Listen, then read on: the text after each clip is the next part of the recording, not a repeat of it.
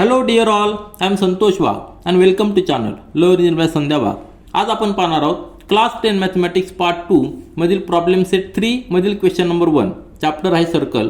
तर problem set 3 यामध्ये total 25 questions आहेत. आपण मल्टिपल व्हिडिओमध्ये ते पूर्णपणे सॉल्व्ह करणार आहोत. तर सर्कल चॅप्टरचे सगळे प्रॅक्टिस सेट आपण सॉल्व्ह केलेले आहेत आणि प्रॅक्टिस सेट सॉल्व्ह करत असताना वेगवेगळे कन्सेप्ट देखील पाहिलेले आहेत. त्यांची इन्फॉर्मेशन आपण डिटेलमध्ये घेतलेली आहे. तर ह्या सगळ्या कन्सेप्टची आपल्याला या ठिकाणी उपयोग करायचा आणि प्रॉब्लेम सेट 3 सॉल्व्ह करायचा. त्यातला क्वेश्चन नंबर 1 हा मल्टिपल चॉईस क्वेश्चन आहे, परंतु यामध्ये जे काही कन्सेप्ट आपण पाहिलेले आहेत ते सगळे यामध्ये कव्हर झालेले आहेत. तर आपण जस्ट एकदा कुठले कुठले टॉपिक या सर्कल चॅप्टरमध्ये पाहिलेले आहेत ते एकदा रिवाइज करूया. त्यानंतर क्वेश्चन नंबर 1 सॉल्व्ह करायला चालू करूया. तर या ठिकाणी आपण सर्कल चॅप्टरमध्ये जे टॉपिक्स कव्हर केलेले आहेत या ठिकाणी लिहिलेले आहेत. तर प्रॅक्टिस सेट 1 मध्ये आपण सर्कलच्या सुरुवातीचे कन्सेप्ट पाहिलेले आहेत, वेगवेगळ्या टॉपिकची वेगवेगळ्या पार्ट्सची डेफिनेशन पाहिलेली आहे. नंतरच्या प्रॅक्टिस सेटमध्ये आपण सेकंड टँजंट थेरम पाहिलेला आहे. नंतर टचिंग सर्कल देखील पाहिलेलं आहे. आर्क ऑफ सर्कल म्हणजे काय, नंतर इन्स्क्राइब्ड अँगल आणि इंटरसेप्टेड आर्क महत्त्वाचा थेरम आपण स्टडी केलेला आहे. सायक्लिक क्वाड्रिलॅटरल बद्दल माहिती घेतलेली आहे. सेकंड टँजंट अँगल थेरम पाहिलेला आहे आणि शेवटच्या प्रॅक्टिसमध्ये थेरम ऑफ इंटरसेक्टिंग कॉर्ड्स आपण पाहिलेला आहे. तर ह्या सगळ्या थेरमचा यूज करून आपल्याला प्रॉब्लेम सेट 3 सॉल्व्ह करायचा आहे. क्वेश्चन नंबर 1 आपण सुरुवात करूया. Question number 1, 4 alternative answers for each of the following questions are given. Choose the correct alternative. त्यामधला पहिला सब क्वेश्चन, यामध्ये 10 सब क्वेश्चन्स आहेत. पहिला सब क्वेश्चन पहा. 2 circles of radius 5.5 cm, 3.3 cm respectively touch each other. What is the distance between their centers? आता rough मध्ये figure पहा. 2 circle आहेत, एकमेकांना टच करतात. आपण पाहिलेलं की प्रॅक्टिस सेटमध्ये टचिंग सर्कल म्हणजे काय, तर ते जेव्हा एकमेकांना टच करतात त्यावेळी त्यांच्यामध्ये फक्त एकच पॉईंट कॉमन असतो. त्या 2 सर्कलमध्ये एकच पॉईंट कॉमन असतो आणि त्यावेळी आपल्याला 2 कंडिशन असू शकतात. ते सर्कल एकमेकांना बाहेरून टच करू शकतात किंवा इंटरनल टच करू शकतात. एक्सटर्नल टचिंग और इंटरनल टचिंग असतात. 2 सर्कल रफमध्ये फिगर पहा. सर्कल मी ड्रॉ केलेला आहे, सर्कल आहे असं समजा. हा एक सर्कल आहे. त्यानंतर एक त्याच पद्धतीने दुसरा सर्कल आपल्याला ड्रॉ करायचा की जो याला एक्सटर्नली टच करतोय. मग नेसेसरी नाही की तो इक्वल डायमीटरचा पाहिजे, छोटा असू शकतो, मोठा असू शकतो. तर वेगळ्या डायमीटरचा आपण सर्कल काढूया, तो एकमेकांना फक्त एका पॉईंटमध्ये टच करतात असं आपण कन्सिडर करूया. तर हा एक्सटर्नल टचिंग झालेला आहे.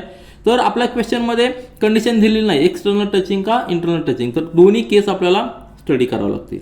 किंवा दुसरी कंडिशन काय असू शकते, हा एक सर्कल आहे आणि त्यानंतर दुसरा एक सर्कल त्याला इंटरनली टच होतंय. आलं लक्षात, म्हणजे हा इंटरनल कॉमन पॉईंट असणार आहे. पहिल्याचं सेंटर इकडं आणि नंतरचं इकडचं. ठीक आहे.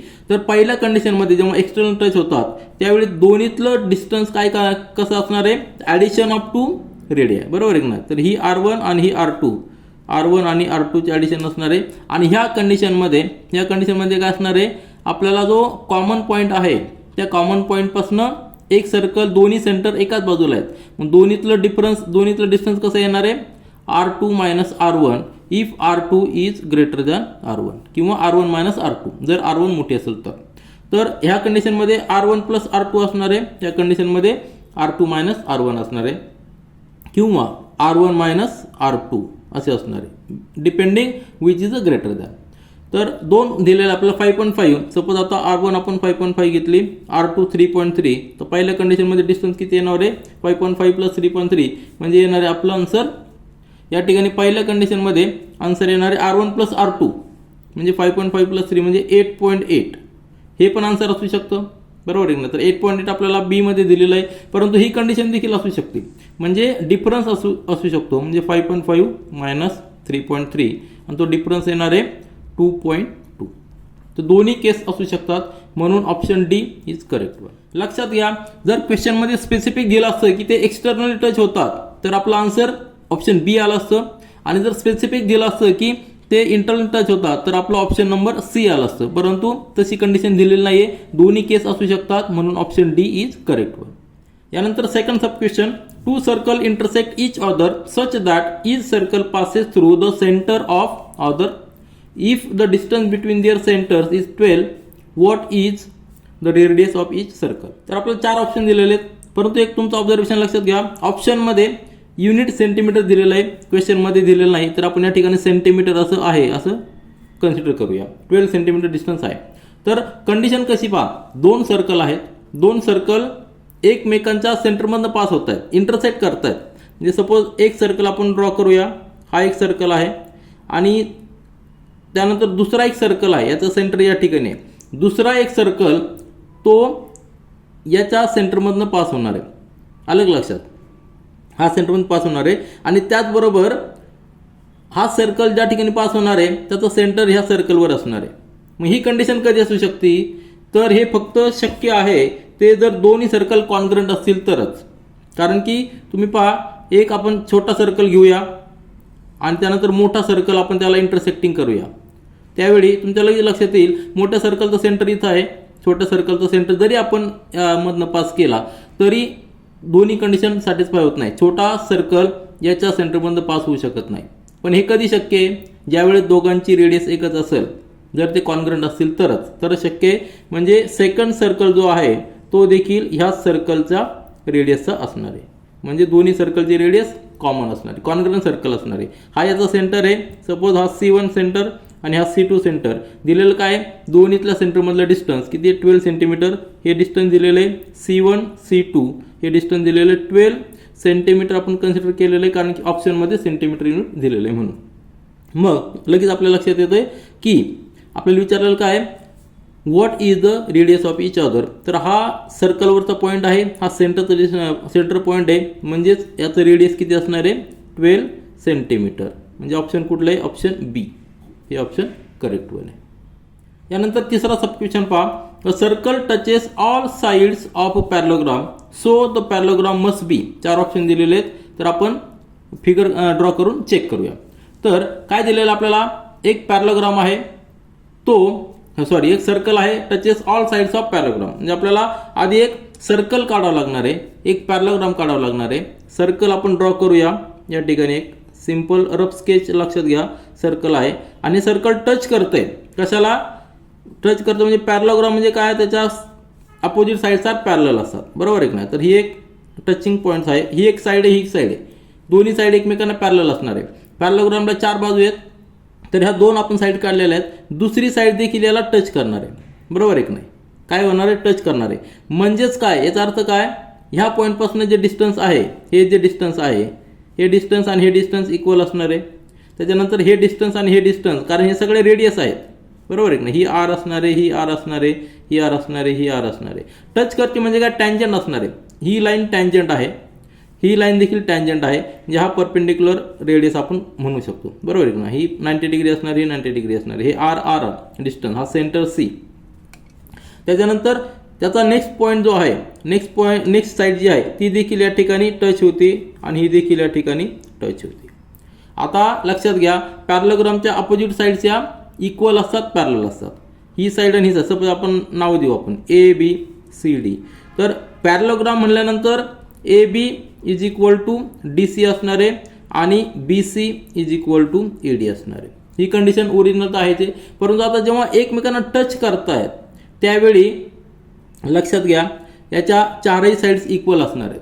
आणि 4ही साईड जर जेव्हा इक्वल असतील, काय इक्वल आहेत, तर हे डिस्टन्स पहा, हे R डिस्टन्स आहे, हे R डिस्टन्स आहे. म्हणजे दोन्हीतलं डिस्टन्स किती असणार आहे, 2R. इकडचं डिस्टन्स किती, 2R. म्हणजे ही साईड आणि ही साईड इक्वल, ही साईड इक्वल, सगळ्या साईड्स इक्वल असणार आहे. त्यावेळी आपलं ऑप्शन काय असणार आहे, रोम्बस असणार आहे. आता इट इज नॉट नेसेसरी की अँगल हा 90 डिग्री पाहिजे, बरोबर आहे की नाही. अँगल 90 डिग्री आहे हे आपल्याला कुठं दिलेलं नाही, त्यामुळे रेक्टँगल आणि स्क्वेअर हे ऑप्शन आपले नसणार आहे. ट्रॅपेझियममध्ये काय आहे, opposite sides are one pair is parallel आणि दुसरी त्या पॅरलल नसतात, परंतु हे ट्रॅपेझियम पण नसणार आहे. फक्त आपलं ऑप्शन काय असणार, रोम्बस. आता हा रोम्बस आहे हे देखील आपण प्रूव्ह करू शकतो. त्यासाठी थोडीशी लेंदी प्रोसेस आहे, परंतु जर प्रूव्ह करायचं म्हटलं तर आपण प्रूव्ह करू शकतो. त्यासाठी आपण काय करू शकतो, 2 ट्रायंगल घ्यायचे.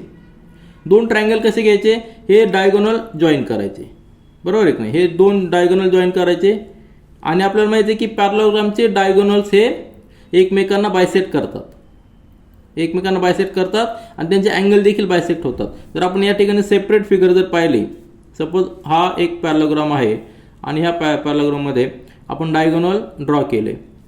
आता हे डायगोनल ड्रॉ केल्यानंतर एकमेकांना ते बायसेक्ट करतात, अँगल देखील बायसेक्ट करतात, बरोबर आहे की नाही. मग आपण 2 ट्रायंगल याचे आपण इक्वल दाखवू शकतो. 2 ट्रायंगल कसे इक्वल दाखवू शकतो, हा ट्रायंगल सपोज या ठिकाणी सेंटर C आहे, ACB आणि BC सॉरी हा सेंटर आपण ओ पकडूया, ए ओ बी आणि बी ओ सी हे दोन ट्रायंगल आपण कॉन्ग्रुएंट दाखवू शकतो, कारण की हा अँगल आणि हा अँगल हे दोन साइड पॅरलल आहेत, म्हणजे अल्टरनेट अँगल्स इक्वल असतात.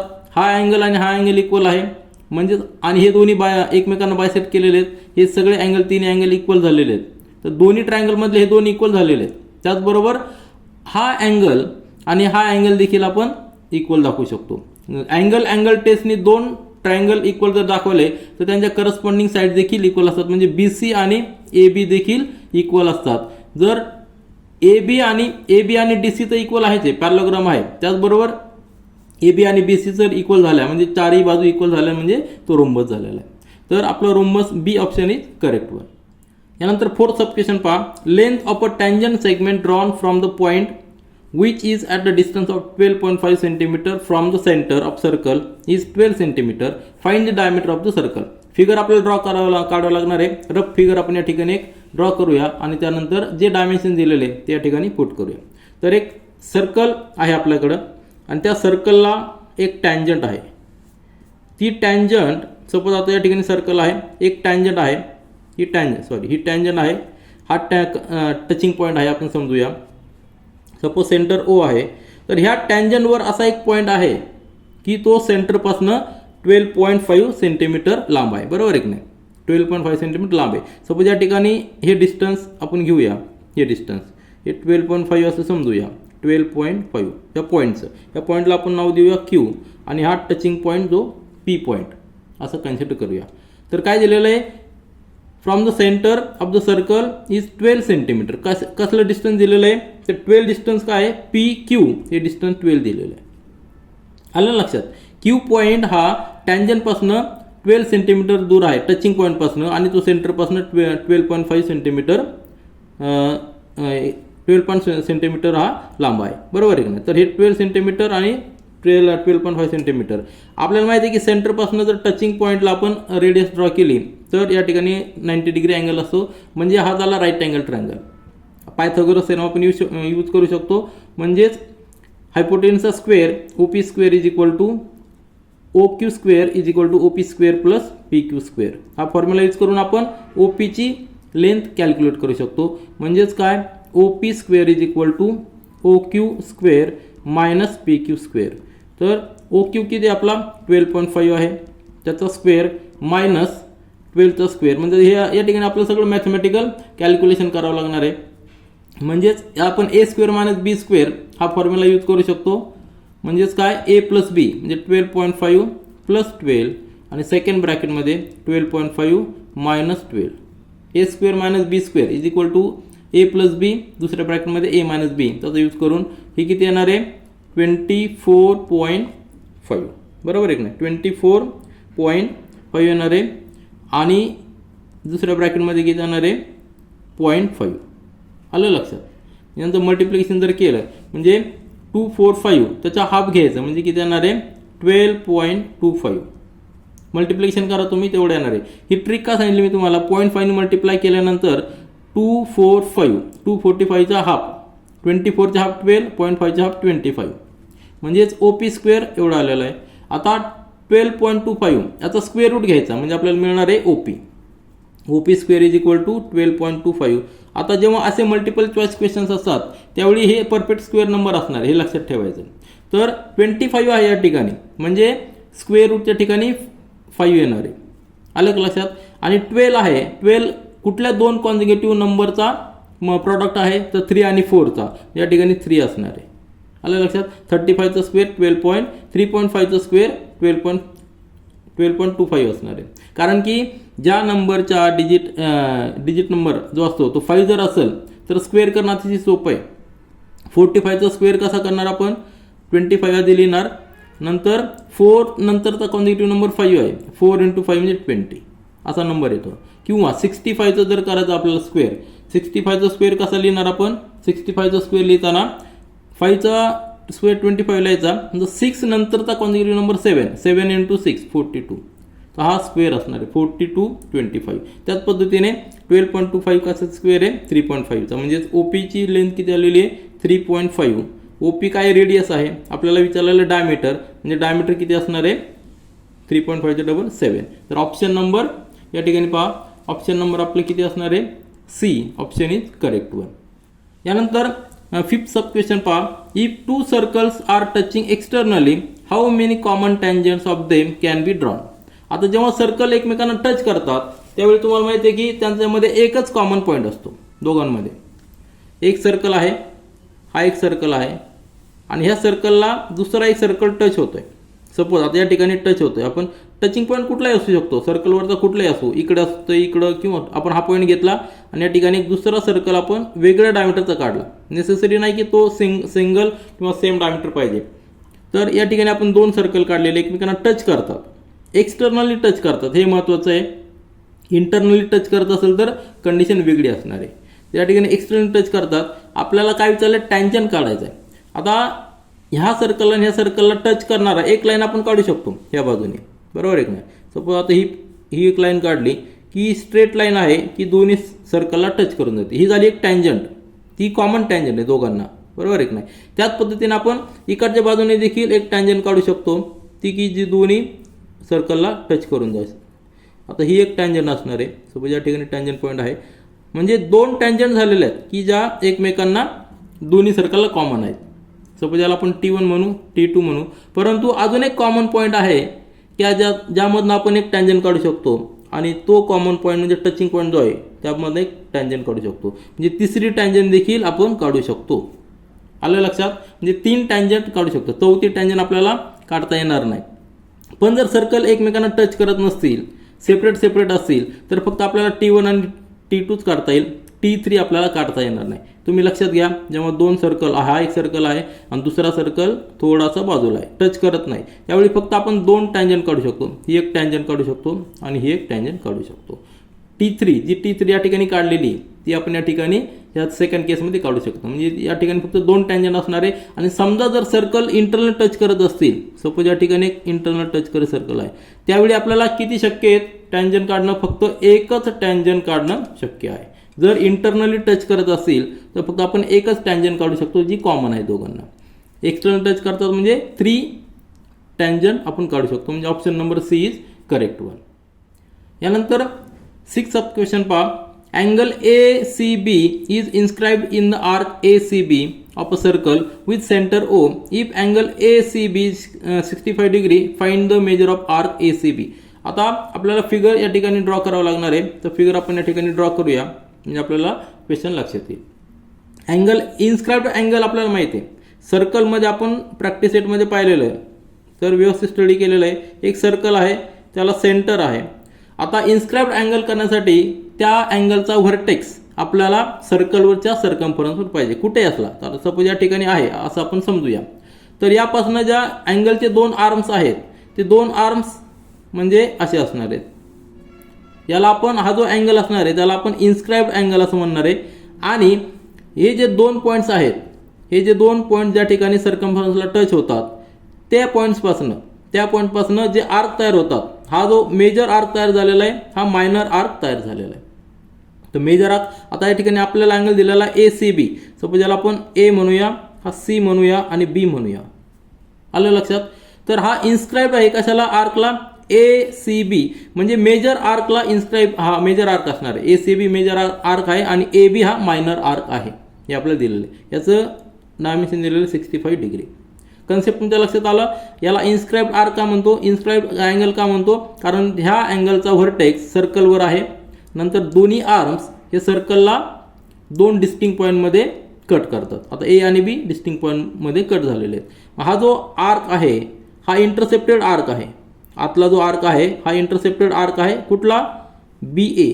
तर आपण हा मायनर आर्क असल्यामुळे आपण फक्त 2 लेटरमध्ये लिहू शकतो, परंतु मेजर आर्क लिहिण्यासाठी आपल्याला अजून एक लेटरची गरज पडते. म्हणजेच ACB हा मेजर आर्क झालेला आहे. आणि दोन्ही आर्कची addition, major of arc minor arc, या ठिकाणी मेजर ऑफ आर्क AB हा मायनर आर्क झालेला आहे, त्याची ॲडिशन प्लस मेजर आर्क कुठला आहे, ACB यांची ॲडिशन किती असणार आहे, 360. कारण की कंप्लीट सर्कल ते दोन्ही मिळून करतायत. आपल्याला अँगल दिलेला आहे C आणि आपलं थेरम माहिती आहे, आपण थेरम स्टडी केलेला आहे. इन्स्क्राइब्ड अँगल हा त्याचा जो इंटरसेप्टेड आर्क असतो त्याच्या हाफ असतो. म्हणजेच हा जो आर्क असणार आहे measure of arc A B that must be equal to 2 times measure of angle A C B. हा थेरम आपल्याला सांगतो, इन्स्क्राइब्ड अँगल थेरम सांगतो.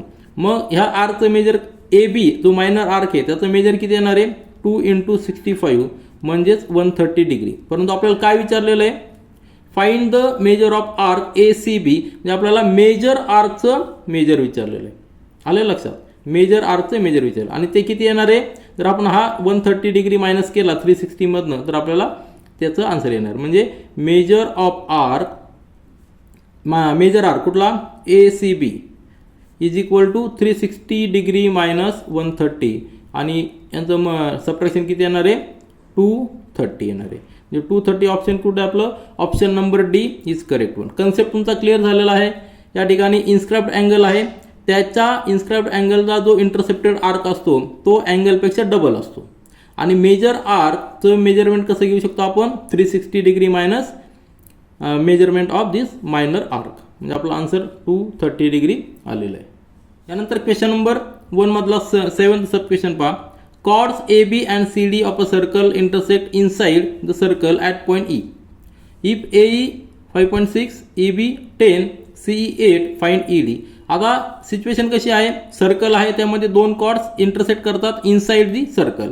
म्हणजे आपण जो टॉपिक कव्हर केलेला आहे थेरम ऑफ इंटरसेक्टिंग कॉर्ड्स या ठिकाणी आपल्याला यूज करायचा आहे. फिगर आपण ड्रॉ करूया, रफ फिगर, म्हणजे आपल्याला लगेच लक्षात येईल. एक सर्कल आपण ड्रॉ करूया. त्या सर्कलमध्ये 2 कॉर्ड्स आपल्याला काढायचे की ते एकमेकांना इंटरसेक्ट करणार. हा सेंटर आहे.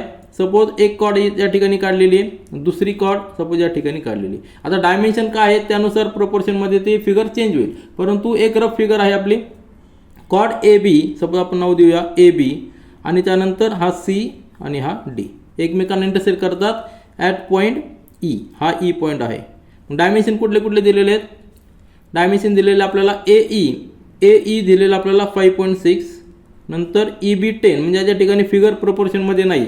ही जी सी डी आहे ते या ठिकाणी येणार आहे. आपण या ठिकाणी ड्रॉ केली सेपरेट तरी चालेल, कारण की आपला सुरुवातीला अंदाज नव्हता म्हणून या ठिकाणी आपण ड्रॉ करूया. म्हणजेच ही जी फिगर आहे ए बी आणि हे सी डी या ठिकाणी येणार आहे. ठीक आहे, म्हणजेच हे 5.6 आणि हे डिस्टन्स येणार आहे 10. आलं लक्षात. आता हे कन्सिडर करू नका तुम्ही.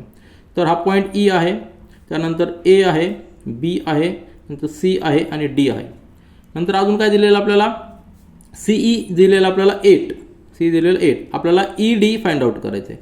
मग तो कॉर्डचा थेरम काय सांगतो, जेव्हा 2 कॉर्ड एकमेकांना इंटरनली इंटरसेक्ट करतात सर्कलमध्ये त्यावेळी हा इंटरसेक्टिंग पॉईंट ई आहे. तो कॉर्ड सांगतो की या दोघांचं मल्टिप्लिकेशन कुठलं ए ई आणि ई बी यांचं multiplication A E into E B that is equal to CE into E D. हे प्रोपोर्शनमध्ये असतात. हे जे 4 सेगमेंट तयार झालेले आहेत त्यांचं मल्टिप्लिकेशन प्रोपोर्शनमध्ये असतात. आपण या ठिकाणी फक्त आपल्याला फिगर नंबर्स टाकायचे आणि क्वेश्चन सॉल्व्ह करायचं. म्हणजे ई डी आपल्याला कसं मिळणार आहे, देअरफॉर ई डीची व्हॅल्यू काय येणार आहे, या दोघांचं मल्टिप्लिकेशन त्याला सीईने डिवाइड करायचं आहे. ए ई आणि ई बी आपण लिहू. ए किती दिलेलं आहे 5.6 आणि ई बी किती आहे 10 आहे, डिवायडेड बाय सीई किती आहे 8 आहे.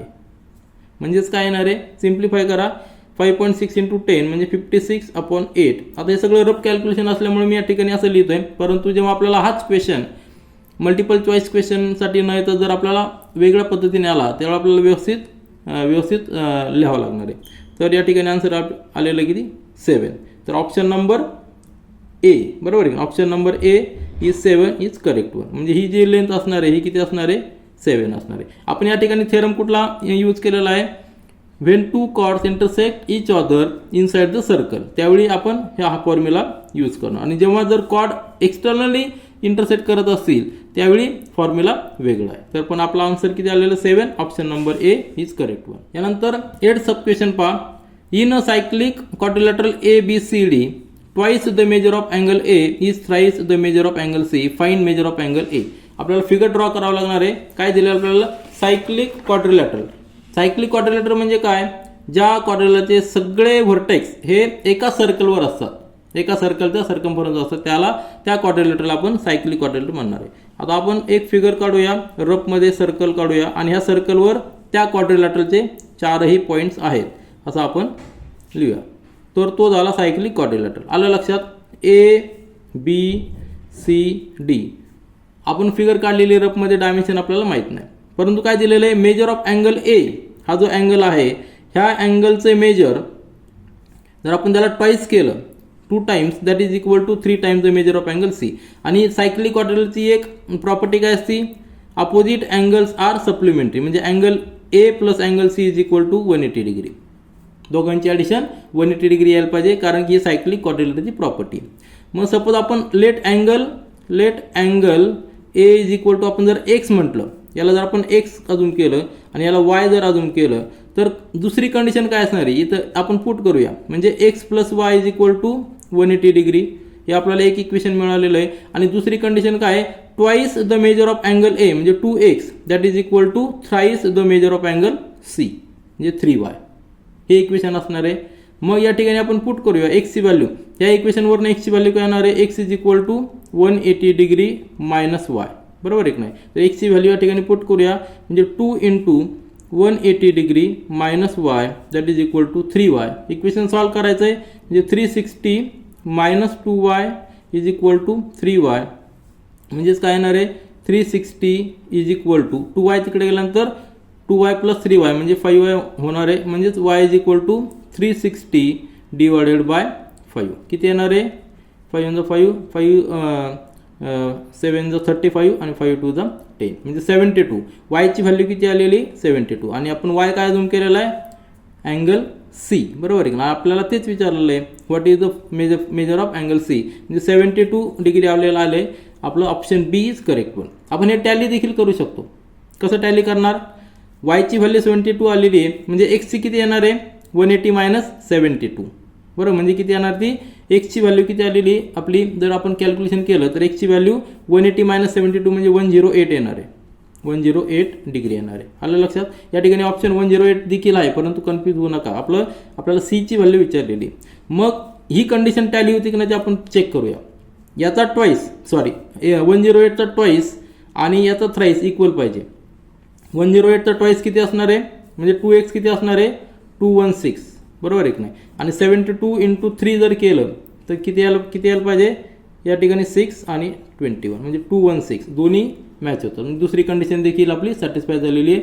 आपण फक्त जस्ट सॅटिस्फाय आन्सर टॅली केलेलं आहे. आपला ऑप्शन काय आहे, option B 72 degree is correct one. यानंतर 9 सब क्वेश्चन पहा. याला स्टार मार्क आहे, म्हणजे हा क्वेश्चन थोडासा इम्पॉर्टंट आहे. Points A B C are on a circle such that measure of arc A B is equal to measure of arc B C is equal to 120 degree. म्हणजे 2 arc equal आहेत. No point except B is common to the arc which is the type of triangle A B C. म्हणजे आपल्याला या ठिकाणी काय करायचं आहे, एक सर्कल आपण रफमध्ये ड्रॉ करूया. सिम्पल सर्कल जे आपण नेहमी ड्रॉ करतो. तर ह्या सर्कलमध्ये 2 पॉईंट्स आहेत, 3 पॉईंट्स आहेत ए बी सी. सपोज हा पॉईंट ए आहे.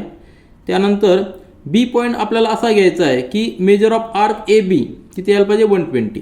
म्हणजे यापासनं जर या ठिकाणी घेतला आपण, या ठिकाणी बी पॉईंट घेतला, तर हा जो आर्कचा मेजर आहे ए बी, आर्कचा मेजर किती यायला पाहिजे, हे 120 डिग्री यायला पाहिजे.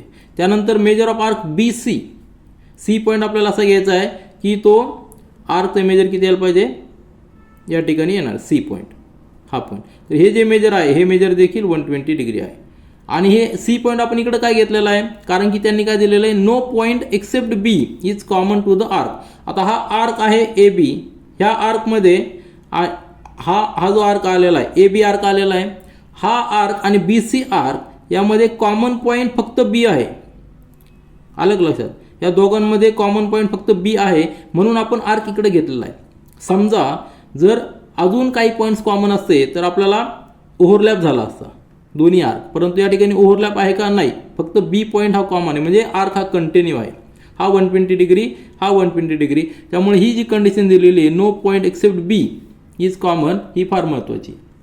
मग रिमेनिंग जो आर्क आलेला आहे तो किती येणार आहे, ए सी आर्क किती येणार आहे, तो देखील 120 डिग्री येणार. कारण की टोटल ॲडिशन 360 पाहिजे. त्यातला 120 म्हणजे 240 झाला. रिमेनिंग हा देखील 120चा आर्क झालेला आहे. म्हणजे तिन्ही आर्क काय झालेले आहेत, इक्वल झालेले आहेत. मग आपल्याला काय विचारलंय, what is the type of ABC, which is the type of ABC. तर ABC आपल्याला जॉईन करायचे, म्हणजे तीन पॉईंट्स आपण जर जॉईन केले तर आपल्याला एक ट्रायंगल मिळणार आहे. आणि हा जो ट्रायंगल असणार आहे, ह्या ट्रायंगलची प्रॉपर्टी काय असणार आहे, तर जी लेंथ आपण कुठलीही पाहत असतो की जर आर्क जर कॉमन असेल तर त्याला जी आर्क असते, इंटरसेप्टेड कॉर्ड असते, ती कॉर्ड देखील इक्वल असते. ही आर्क 120 आहे, ही 120 आहे, ही 120 आहे, म्हणजे ह्या ज्या कॉर्ड्स असणार ह्या सगळ्या कॉर्ड्स इक्वल असणार आहेत. तीनही साईड ट्रायंगलच्या इक्वल आहेत, म्हणजे हा जो ट्रायंगल तयार झालेला आहे तो काय झालेला आहे, इक्विलॅटरल ट्रायंगल. आलं लक्षात. ह्या ट्रायंगल आपण काय म्हणणार, इक्विलॅटरल ट्रायंगल, कारण की प्रत्येक कॉर्ड ही इक्वल असणार आहे. कॉर्डचं मेजर कसं आपल्याला माहिती आहे की तर कॉर्ड जर इक्वल असतील तर त्यांचा जो इंटरसेप्टेड आर्क आहे तो देखील इक्वल असणार आहे. आता या ठिकाणी आपण कॉन्व्हर्स घेऊया, इक्वल आर्क आहेत म्हणजे जी काही कॉर्ड असणार आहे ते इक्वल असणार आहेत, म्हणून आपलं आन्सर काय, इक्विलॅटरल ट्रायंगल हे आपलं आन्सर आहे. Option A is correct one. यानंतर शेवटचा सब क्वेश्चन पहा. Segment XZ is the diameter of a circle, point Y lies in its interior, how many of the following statements are true. आता 4 statement दिलेले आहेत, त्यापैकी किती statement true आहे आणि आपल्याला ऑप्शन सिलेक्ट करायचं आहे, 1 2 3 4, 1 2 3 और ऑल. तर या ठिकाणी आपल्याला एक फिगर ड्रॉ करावी लागेल, ती आधी ड्रॉ करूया, नंतर एक्सप्लेनेशन पाहूया. आता या ठिकाणी एक सर्कल ड्रॉ केलेला आहे आणि ह्या सर्कलमध्ये XZ इज द डायमीटर, म्हणजे जो डायमीटर पास होणार सेंटरमधनं हा सेंटर आहे, तर आपण XZ याला असं समजूया, हा X पॉईंट हा Z पॉईंट, XZ हा डायमीटर झालेला आहे. त्यानंतर point Y lies in the interior of the circle. Interior circle म्हणजे काय, ह्या सर्कम्फरन्सवर नाही, सर्कम्फरन्सच्या आतमध्ये तो पॉईंट आहे. सपोज या ठिकाणी असेल, इकडे असेल, इकडे असेल, इथे कुठे असेल, सपोज आपण या ठिकाणी घेऊया, हा एक पॉईंट आहे, तो Y पॉईंट आहे असं समजूया, हा पॉईंट कुठला, Y. तर त्याच्यानंतर आपल्याला स्टेटमेंट विचारलेले आहेत, काय काय. पहिलं काय आहे, it is not possible that angle XYZ, आपल्याला अँगल ड्रॉ करावा लागणार आहे. सपोज हा XYZ हा अँगल आपण ड्रॉ करूया, हा XYZ अँगल. आता ह्या अँगलबद्दल आपलं स्टेटमेंट आहे. Y पॉईंट आपण इथं घेतलेला आहे, इकडे घेतल्यानंतर इकडे अँगल तयार होणार आहे, इकडे घेतल्यानंतर इकडचा अँगल तयार होणार आहे. हा फक्त रेफरन्ससाठी. It is not possible that angle XYZ is an acute angle. आता ॲक्यूट अँगल म्हणजे काय, ॲक्यूट अँगल म्हणजे लेस दॅन, ॲक्यूट म्हणजे काय, लेस दॅन 90 डिग्री, बरोबर आहे की नाही. राईट अँगल म्हणजे काय, राईट अँगल म्हणजे इक्वल टू 90 डिग्री. आणि दुसरा कुठला, ऑब्च्युस अँगल म्हणजे काय, मोर दॅन 90 डिग्री. हे 3 कंडिशन असतात अँगलच्या. आता हा काय दिलेला आहे, हा अँगल कुठला असणार आहे लक्षात घ्या. जेव्हा पॉईंट सर्कम्फरन्सवर जर असेल, सपोज या ठिकाणी पॉईंट असेल, या ठिकाणी K पॉईंट आहे आपण समजूया, जेव्हा आपण डायमीटरचे एंड पॉईंट जोडतो, हा K जर याला ठिकाणी जोडला तर हा हाफ सर्कल आहे, सेमी सर्कल आहे. सेमी सर्कलचं मेजरमेंट किती असतं, 180 डिग्री असतं. मग हा जो इन्स्क्राइब्ड अँगल असणार आहे तो किती असणार आहे, 90, त्याच्या हाफ असणार आहे, म्हणजे हा 90 असणार आहे.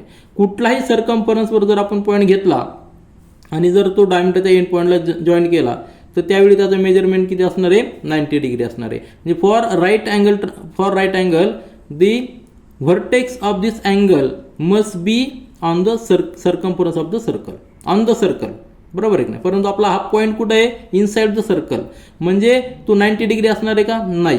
मग त्याचं मेजर नेहमीच 90 डिग्रीपेक्षा मोठं असणार आहे. काय असणार आहे, नेहमीच 90 डिग्रीपेक्षा ग्रेटर असणार आहे. 90 डिग्रीपेक्षा ग्रेटर म्हणजे ॲब्च्युस अँगल झालेला तो, बरोबर आहे की नाही. म्हणजे हा ॲक्यूट अँगल असू शकतो का, नाही.